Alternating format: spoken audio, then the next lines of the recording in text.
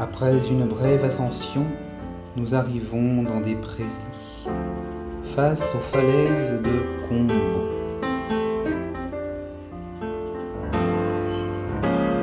Au loin se dessine le sud du Glandas.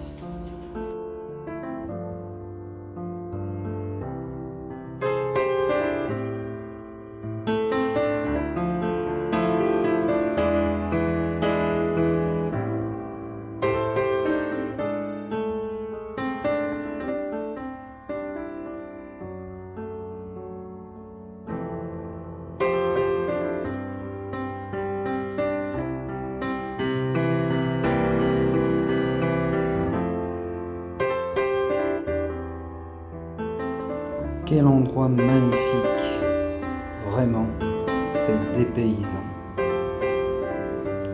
Un pas après l'autre, se découvrent à nous de nouveaux espaces.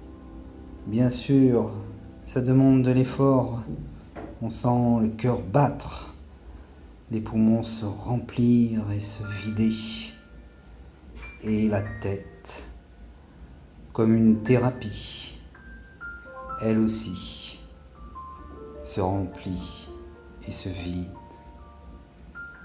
C'est tellement bon.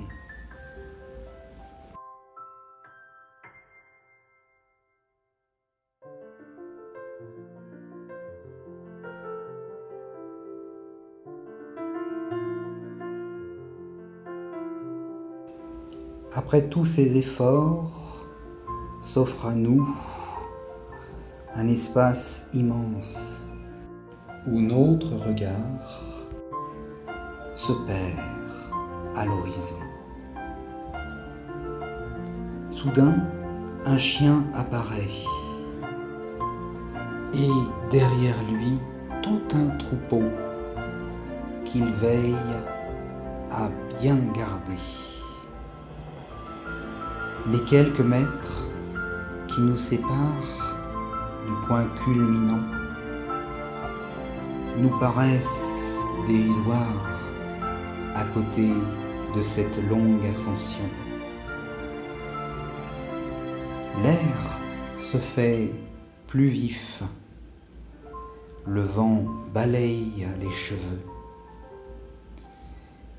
Les moutons, eux, n'ont que faire de tout cela tant que l'herbe est présente pour satisfaire leur appétit insatiable.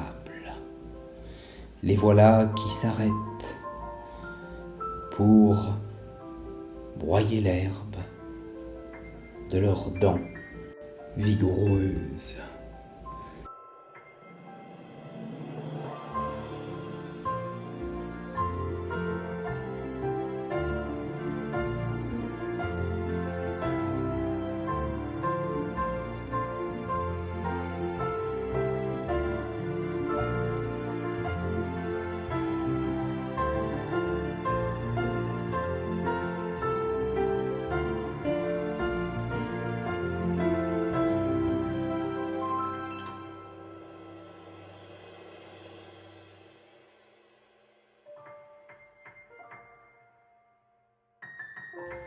En haut de la montagne, je prends le temps de respirer.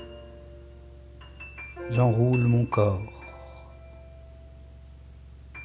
et le déroule. Je teste mon tonus et ma souplesse. Je trouve l'équilibre. Loin des villes, des routes et des gens, je me recentre sur moi-même, oubliant l'heure, les rendez-vous et le stress. Je me ressource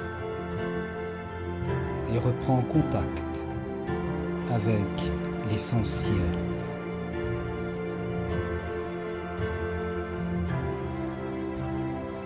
Sous mes pieds, l'herbe des plateaux amène un doux contact. Pourtant, l'attraction terrestre reste toujours aussi forte. Elle m'impose de contracter les ischio-jambiers, les fessiers et de gainer la ceinture abdominale.